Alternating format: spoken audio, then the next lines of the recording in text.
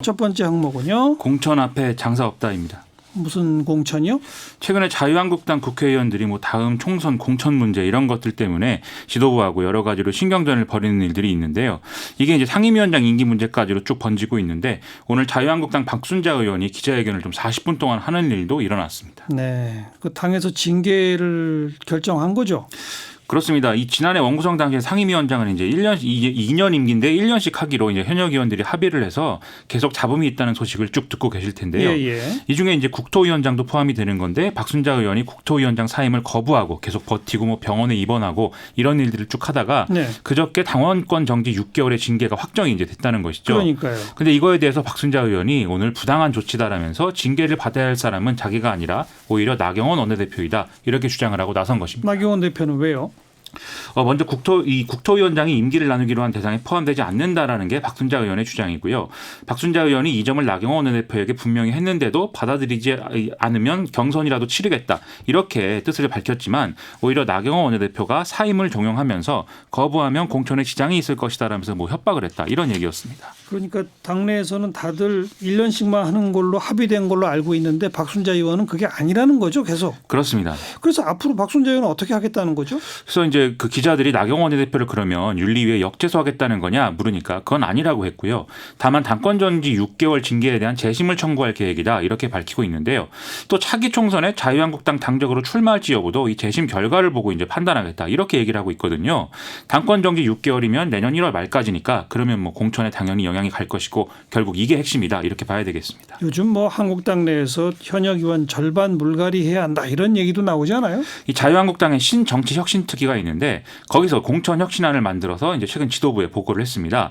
이 내용이 이제 정치 경험이 전무한 신인에게 50%, 청년 여성에게 40%의 가산점을 주고 탈당이나 공천 불복 전력이 있는 현역 의원에 대해서 최대 30%까지 감점을 하는 방안 이런 건데요.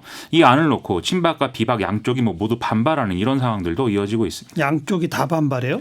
그렇습니다. 이 비박 쪽은 탈당 전력이 있는 의원에게 감점을 준다 이 대목에 대해서 이게 혹시 자신들을 겨냥하는 걸로 악용되는 거 아니냐 이런 얘기를 지금 하고 있는 거고요.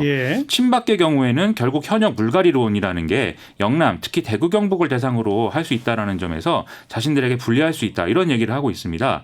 그러다 보니 이 연동형 비례대표제가 도입될 경우에 공천에서 탈락한 현역 의원들이 우리공화당 소속으로 비례대표 의원이나 대구 경북에 출마하는 상황들이 벌어지는 거 아니냐 이런 얘기도 계속 나오고 있는 상황입니다. 근데 또 자유한국당하고 우리공화당 사이 선거연대 모색한다는 말도 나오더라고요. 자유한국당 박맹호 사무총장이 지난 4일 날 우리공화당의 공동대표인 홍문정 의원하고 만찬을 하면서 역시 우리공화당 소속인 조원진 의원 지역구를 포함한 대구 경북 일부 지역구를 이 우리공화당 쪽에 양보할 수 있다 이런 얘기를 했다는 보도가 조선일보 등을 통해서 나왔었는데요. 황교안 자유한국당 대표와 박맹호 사무총장은 이건 전혀 사실이 아니다라는 입장을 밝힌 바 있지만 오늘 또 홍문정 의원은 사실상 이 보도 내용을 긍정하는 입장을 밝혔습니다. 그리고 앞서 말씀드린 박순자 의원에 대해서도 오늘은 아니지만 함께 할 수도 있다 이렇게 지금 얘기를 하고 있습니다. 네. 복잡하네요 아직은. 공천을 앞두고 여러 얘기가 나오고 있는 것 같습니다. 어쨌든 자유한국당 내부가 시끌시끌해질수록 우리공화당은 좋아하는 것 같네요.